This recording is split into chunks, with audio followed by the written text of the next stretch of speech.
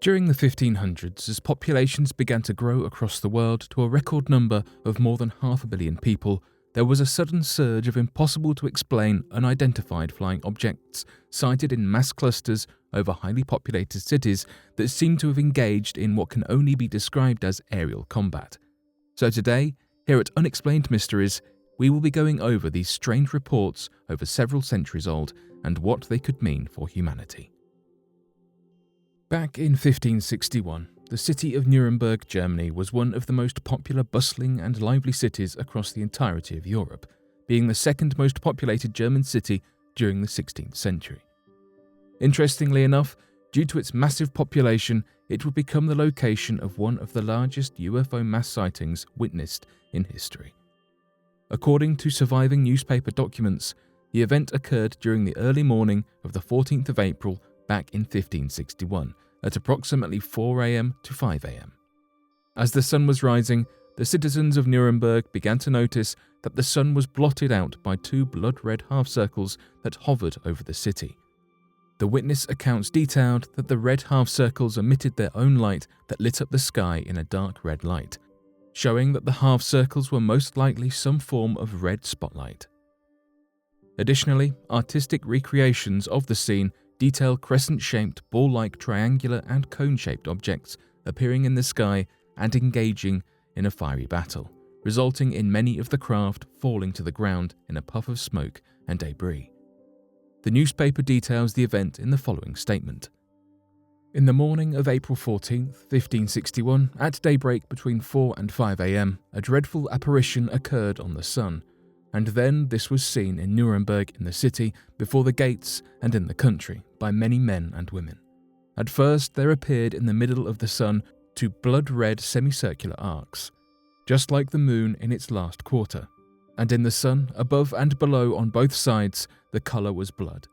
There stood a round ball of partly dull, partly black ferrous colour. Likewise there stood on both sides, and a torus about the sun, such blood-red ones and other balls in large number, about 3 in a line and 4 in a square, also some alone. In between these globes there were visible a few blood-red crosses, between which there were blood-red strips, becoming thicker to the rear and in the front malleable like the rods of reed grass, which were intermingled, among them 2 big rods, one on the right, the other to the left, and within the small and big rods there were 3, also 4, and more globes. These all started to fight among themselves, so that the globes, which were first in the sun, flew out to the ones standing on both sides. Thereafter, the globes standing outside the sun in the small and large rods flew into the sun. Besides, the globes flew back and forth among themselves and fought vehemently with each other for over an hour.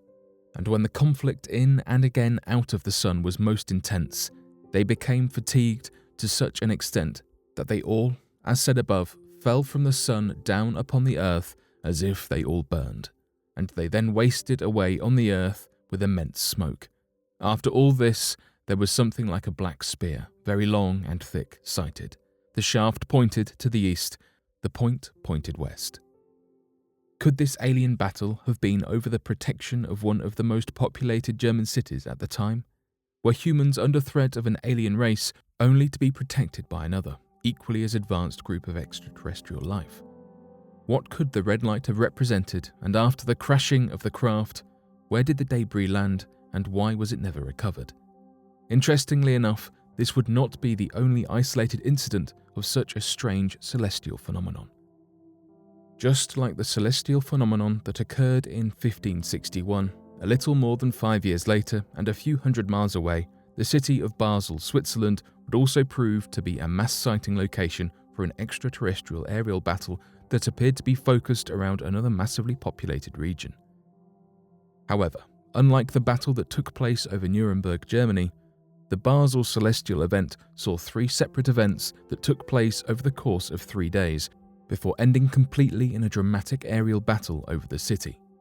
The first mass sighting began on the 27th of July back in 1566 at around 9 p.m.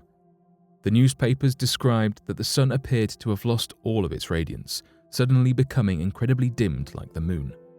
Shortly after this, a dark red light began to appear from the sun that lit up the sky with a darkness behind the light that blocked out the sun, a description similar to a massive dark craft with red lights radiating from a single middle point. After the sun had set, however, the light and craft seemed to have disappeared. At the dawn of the next day, when the sun began to rise at around 6 in the morning, the people of the town remarked again that the sun's light had been dimmed and replaced with a dark red glowing light that lit up the entire city. This continued for the entire day before disappearing. The following day, no strange event occurred. Unfortunately, almost 2 weeks later following this event, on the 7th of August, the town exploded into chaos as hundreds of craft, described as large black spheres, began flying around at tremendous speeds, shooting out what was described as an invisible fire that caused many to burn up and crash into the ground before the fighting was over. The newspaper recounted all 3 events as follows. It happened in 1566 3 times, on the 27th and 28th of July, and on the 7th of August. Against the sunrise and sunset, we saw strange shapes in the sky above Basel. During the year 1566, on the 27th of July, after the sun had shone warm on the clear, bright skies, and then around 9 p.m, it suddenly took a different shape and colour. First, the sun lost all of its radiance and lustre, and it was no bigger than the full moon, and finally it seemed to weep tears of blood, and the air behind him went dark. And he was seen by all the people of the city and countryside. In much the same way also the moon, which has already been almost full and has shone through the night, assuming an almost blood-red colour in the sky. The next day, Sunday, the sun rose at about 6 o'clock and slept with the same appearance it had when it was lying before. He lit the houses, streets, and around as if everything was blood-red and fiery. At the dawn of August 7th, we saw large black spheres coming and going with great speed and precipitation before the sun, and chattered as if they led a fight. Many of them were fiery red and soon crumbled and then extinguished. Could the first large craft have been a collection of small black spheres attempting to conduct a massive experiment on the population below by blocking out the sun, potentially causing crops to die from a lack of sunlight? Or could the craft have tried to warn the people as to the impending battle to try to scare them away from the city, with the red light acting as a warning light for a battle soon to occur? Considering the fact that the red light circular craft was also used before the battle that occurred over Nuremberg, it very well could have been an attempt at communicating an impending battle amongst different groups of aliens.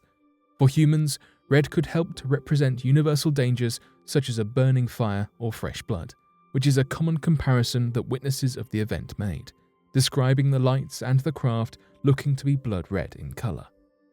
Additionally, the Basel newspaper detailed that although the craft would crash, falling out of the sky, they would burst into a massive puff of smoke and burn away in a fiery blaze.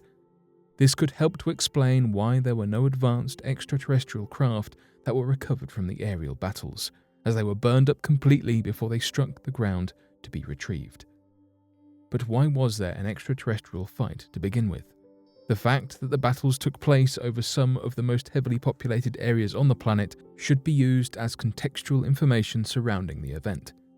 Given the fact that the unidentified flying objects were all varied in size, colour and design, this could help to prove that the entities battling in the sky were of different origins and fighting on opposing sides. This could mean that a malevolent group of alien life were about to attack heavily populated human cities, but were stopped by a separate group of extraterrestrials that helped to protect human life from the oncoming attack.